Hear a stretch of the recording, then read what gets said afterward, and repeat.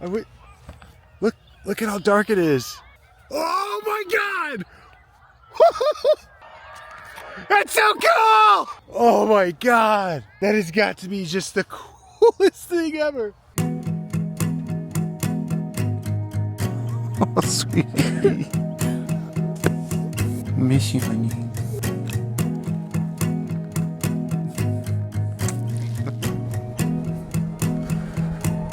It's always so hard to leave.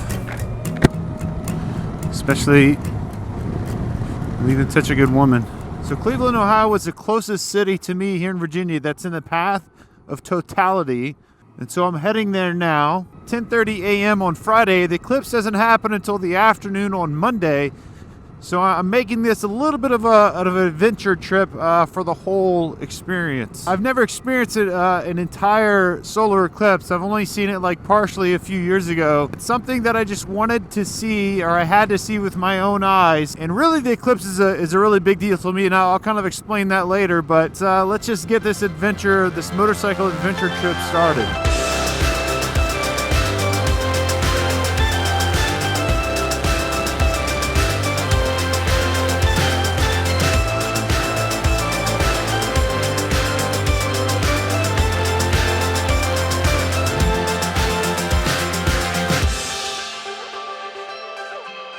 So this trip is going to be different than any of my other trips in that I'm not using a defined route to get me where I want to go. I've taken a lot of inspiration from a lot of other YouTubers and world travelers like Mark Travels, Itchy Boots, and a few other people that seemingly, and it seems like it's the more adventurous way to travel, which is to have a direction but not a specific route. I know the general direction I need to go, and I have endpoints each day of where generally I want to end the day, but how I get there is just going to be completely on the fly and kind of up to me. We'll see if this free-spirited type of traveling is a good idea or not.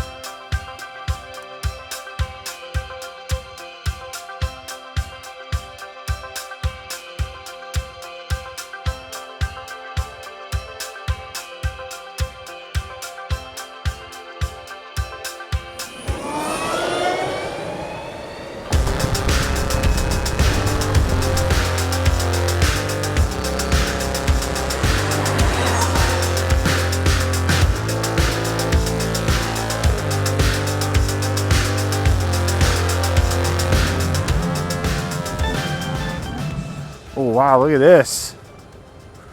What is this? Oh, it's an old furnace. Underground railroad for Union soldiers. Man, look how massive it is. I mean, it's probably 40 feet high. Man, bet you could climb this thing.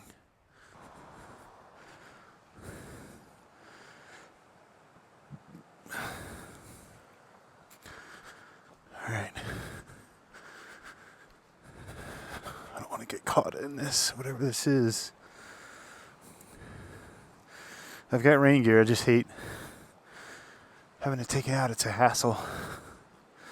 You know, there's just something about just kind of being out here and you're largely by yourself. There's very rarely anybody that you encounter on these mountain gravel roads. And it's just kind of a peaceful thing. Just the thought of being the only one out here, or almost the only one out here. It's such a contrast from 30 minutes ago of being inside Harrisonburg and just the loud hustle and bustle of cars and people. And then you come out of here and it's just peace and quiet, man. Peace and quiet.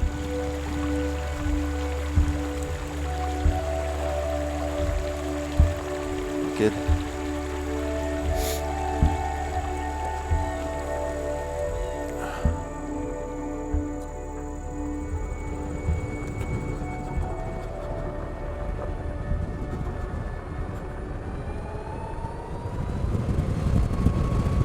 Alright, so we are back on paved road, back in civilization, and I need to figure out on the GPS how to cross back over the mountains because I've got to go that way. But we're fine on range.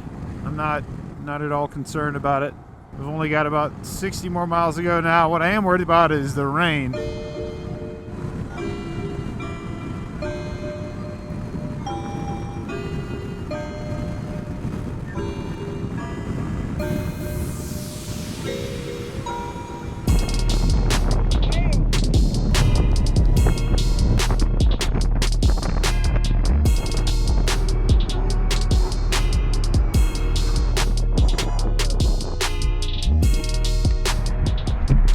Annoying thing just happened, which is I get inside, I take all of my stuff off, take my cameras out, start charging, and then the bike stops charging and I have to go back out there, retry it multiple times, finally get it going again. So hopefully the bike continues to charge so that I can plan the next leg of the trip.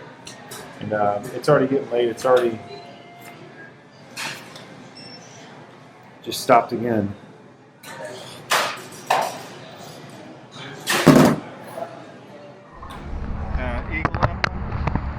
Kind of got a CIB on the jacket.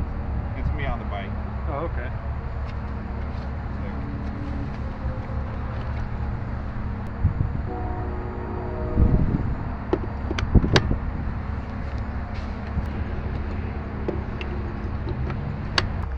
This is the frustrating part, is that the bike will charge for like 10 minutes and then it just stops. And I keep getting this charge port lock fault. So irritating.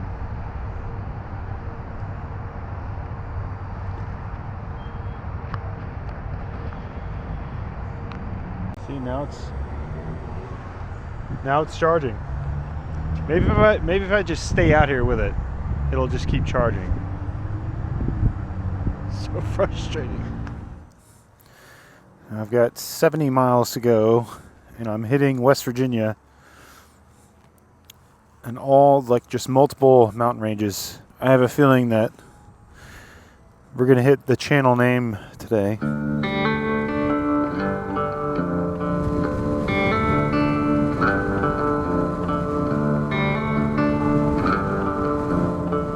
So it's the dilemma of the last leg of the day because my hands are starting to hurt from the cold. I'm not running heated gear right now.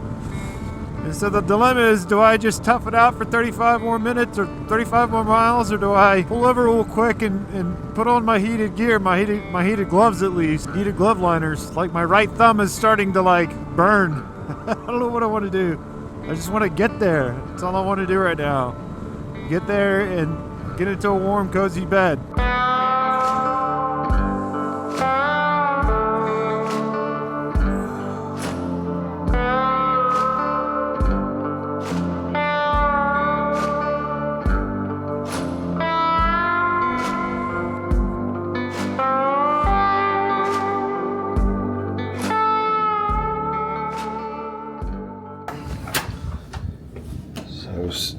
Just woke up about an hour ago. I was checking the bike and it says that it's not charging. It's a cold. It's been charging really, really slow all day yesterday and this morning.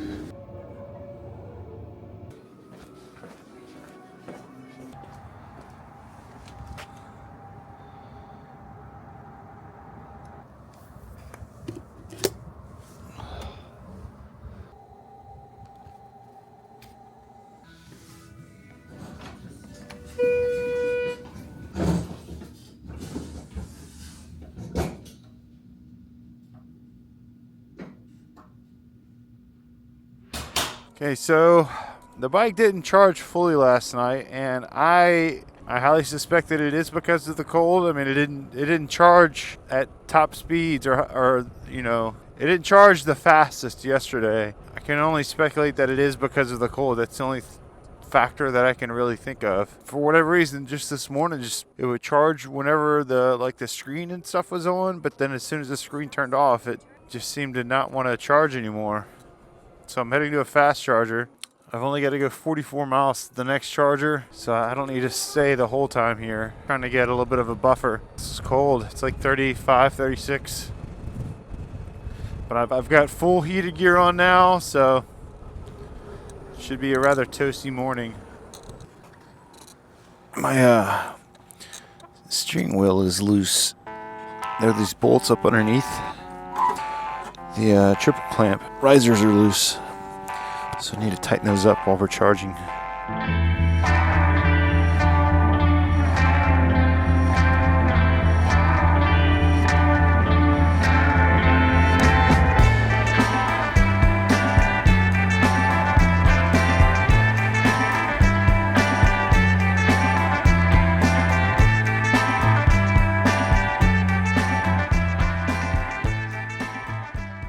Oh yeah, that feels much better. Handlebars feel good now. Why is this taking me on the interstate? It's just temporary. Alright, so today I think I'm doing 180 miles. My destination is Youngstown, Ohio? Pennsylvania? I don't know. That's going to give me a lot of time tomorrow to kind of do whatever, because Youngstown is my my launching point to go to the Eclipse. It's about an 80 mile ride to where I need to go.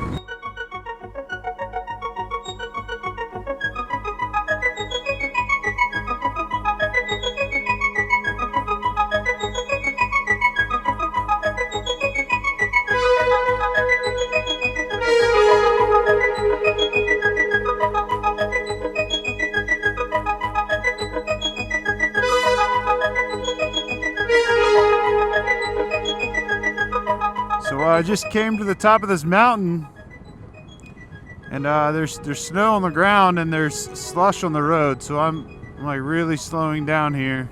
Obviously, none of the weather predictions said that it was gonna snow. It's supposed to get warmer today, supposed to. Not a good feeling.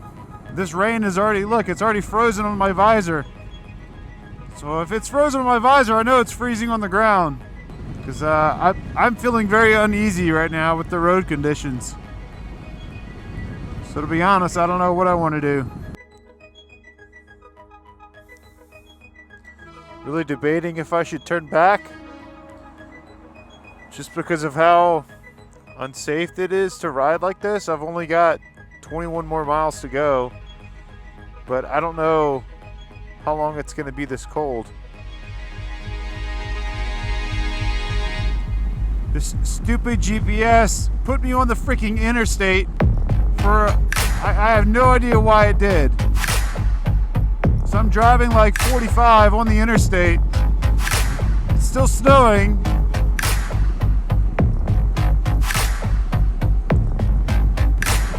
This is just ridiculous.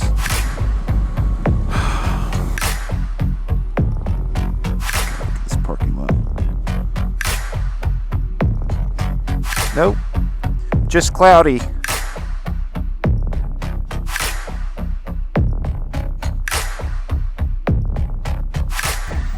Once you get down on the 40, you'll be fine. Really? Yeah, So you said like once, like lower elevation? like literally a couple miles. Really? Yeah, And it's fine? yeah. No snow at all? Snow on the sides, not Yeah. the road. Okay. All right, I appreciate it. Be safe, brother. All right, man. All right, so supposedly the road conditions are good, but I'm getting a 12 volt error. Whoa. On the bike, so we'll see if I can start charging now. I brought a spare 12 volt battery and a charger. I'm not too concerned about the 12 volt not being in good shape right now. Certainly the cold weather is not. Cold weather's taking its toll on the bike. So no heated gear for right now. Hopefully this ride will get the 12 volt back up to a healthy level. Alright, so yeah, thankfully the snow's started to melt. Must be getting lower in elevation, so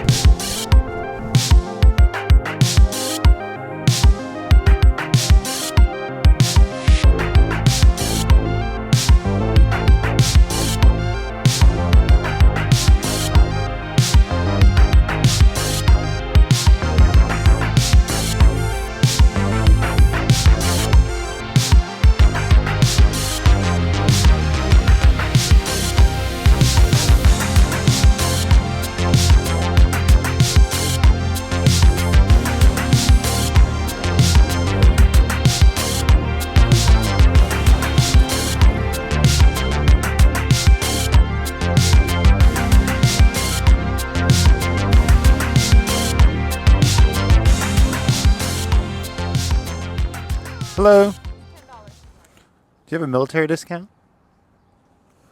No. Thank you. The good old military discount. Gets them every time. Thank you. What the hell is this?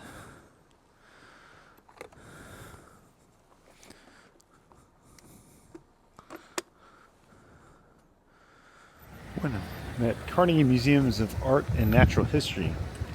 And never before on a trip have I run into so many people that are going in the same direction. Meaning that a lot of people are going to go see the eclipse. So pretty much anybody that sees my plates are like, "Oh, are you going to see the eclipse?" Yeah. Oh, us too. Pretty cool.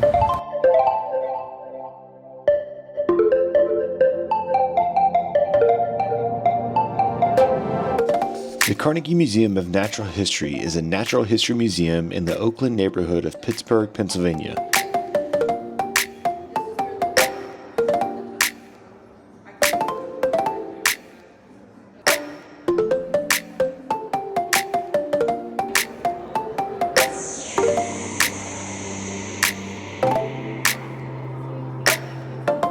It was founded by Pittsburgh-based industrialist Andrew Carnegie in 1896, and it houses some 22 million species of animals, dinosaurs, and other creatures.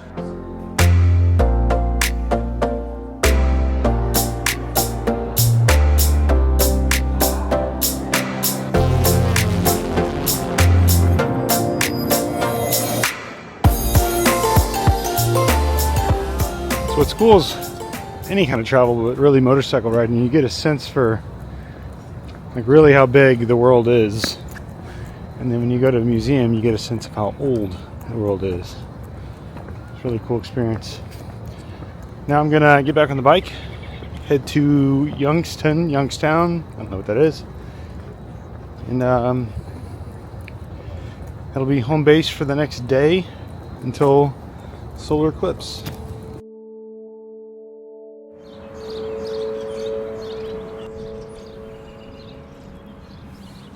It is not looking good for observing an eclipse. Weather didn't even say it was going to rain yesterday or last night, and it definitely rained this morning. I've got about a 2-hour ride northwest towards Cleveland, and I'm hoping that the clouds are not going to go in that direction, because that will prove to be a challenge to try to see the eclipse. It's today or bust.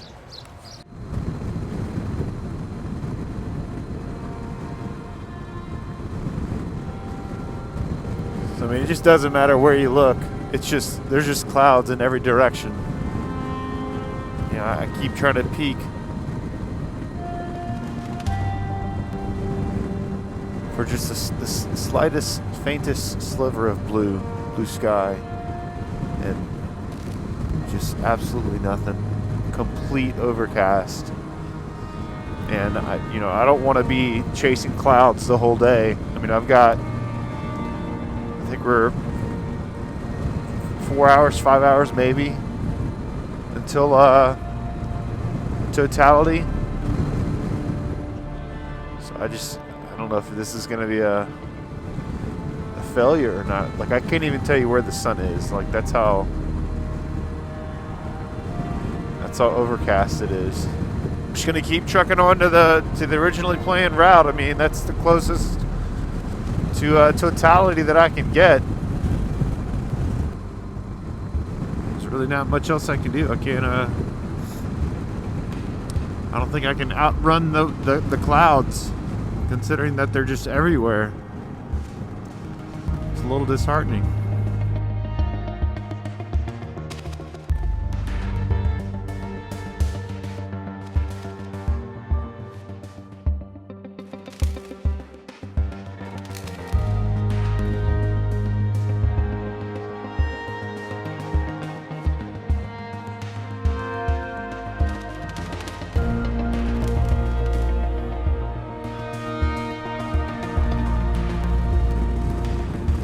look at that. It's opening up. Look at that. Woo-hoo-hoo. All right, so that's the direction we're going. Over there, blue skies. How amazing is that? I'm excited. Super excited. And so I've got some solo glasses taped to the AX53 for the zoom shot. I got the 360 camera to shoot the change happening all around us. I've got this camera that I'm filming myself on, and I might do this one as a backup, but it doesn't last as long. All right, the partial eclipse is starting. You can just see the edge of the moon on like the bottom right side of the sun. All right, so as we're sitting here waiting for this thing to happen, it makes me think about the whole reason why I wanted to take this trip, why I drove so far just to see this thing happen.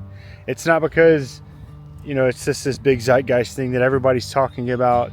It's, you know, there's only so many times in our life where something happens that marks a chapter in our life. And for the most part, it's so out of our control. But for this moment, this celestial alignment, but the next time that this is going to happen, at least here in America, it's like 20 plus years away.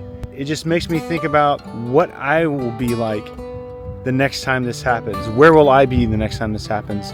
You know, where will my kids be when this happens? Where will my wife and I be the next time this happens? And I'm kind of planting my flag in this exact moment as a marker for me to live my best life until the next one happens. And not that I wouldn't live it after the next one, but I want to really live in a way that when the next solar eclipse happens, I want to look back with fondness over the last 20 plus years that it happened, because so much is going to change between now and then.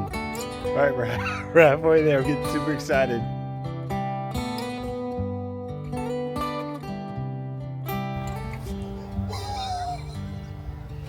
Oh my God. It's like just the smallest pieces left.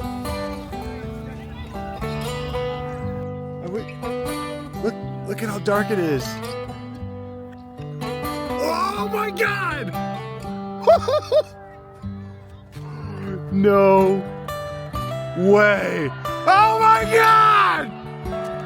That's so cool!